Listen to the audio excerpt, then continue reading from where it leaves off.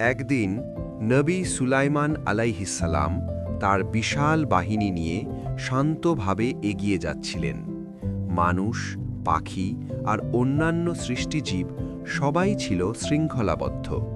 চারপাশে ছিল সকালের নরম আলো, আর বাতাসে ভেসে বেড়াচ্ছিল ধুলোর কণা। পুরো পরিবেশ ছিল গম্ভীর কিন্তু শান্ত। ঠিক সেই সময় মাটির খুব কাছে একটি ছোট পিঁপড়া হঠাৎ থমকে গেল। সে দূরে আসতে দেখা বিশাল বাহিনী দেখতে পেল। ভয় নয়, বরং দায়িত্ববোধ থেকেই পিঁপড়াটি দ্রুত তার জাতির দিকে তাকালো। পিঁপড়াটি তখন অন্যদের সতর্ক করতে লাগল। সব পিঁপড়া তাড়াতাড়ি নিরাপদ জায়গার দিকে ছুটে যেতে শুরু করল। ছোট ছোট গর্তে তারা ঢুকে পড়ল, যেন কেউ তাদের ক্ষতি না করে। চারপাশে হালকা ব্যস্ততা, কিন্তু কোনো আতঙ্ক নয়।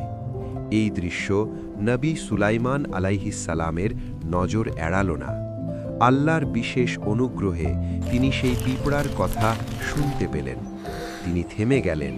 তার মুখে ফুটে উঠল এক প্রশান্ত হাসি। তিনি সঙ্গে সঙ্গে আল্লাহর শুকরিয়া আদায় করলেন। একটি ক্ষুদ্র প্রাণীর অনুভূতি বোঝার তৌফিক দেওয়ার জন্য তিনি কৃতজ্ঞতা প্রকাশ করলেন।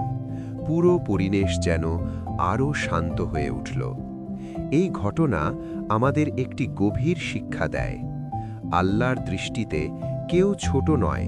একটি পিঁপড়াও সম্মান ও নিরাপত্তার অধিকার রাখে। দয়া, সচেতনতা আর কৃতজ্ঞতাই একজন সত্যিকারের মুমিনের পরিচয়।